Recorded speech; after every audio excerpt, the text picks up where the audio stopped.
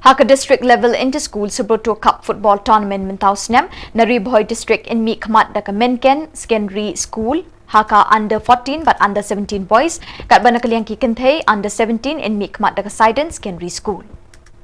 Ai kejengkit bok kiriang ipi baro itim kentei mana bajak ngaklam dan mana rati bajak kini kisendrang gibaret mana bajak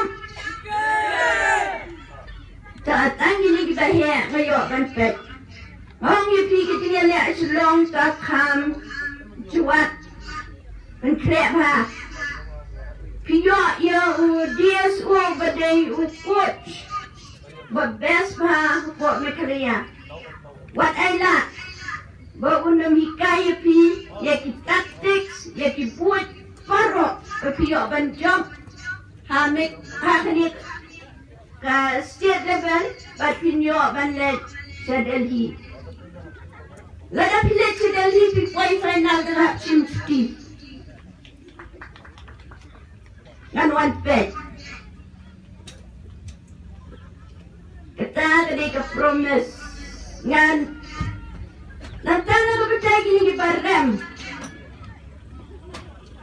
What slow rem by pirem. Tumot banget ngamot balong. Be honest.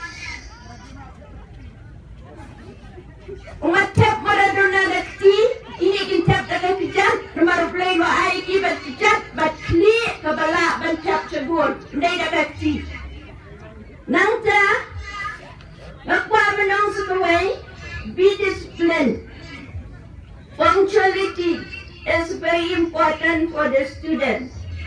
Next, judan terai bakren na kabata yung ki referee. Ray nga kwa man karen chicken tiyan na kabata yung pi. Remember, ya ka justice, lani ka fairness, lakadai ha kano ka jingelekai, lani ha kano ka banta. Na yale lang referee bat kano ka ting. Kimat kale paramaki. Ngasupan ay kublay mga itnat ya ka jing kunyat ya ka football banta ka jan miet. Kamdon kano kajing yale lang referee lanik linesman. Aku amarai kulai kerpang ya kini linesman kentei. Nomor first time ngayo ban ya pendua ngayo ban watch. Bagi ni ki kentei ki amare cerum seneng. Ngam iduna bat kirang ba. So keep it up. Ya cemat. Tur hajing baro kakoi kesmi pin job ya katong.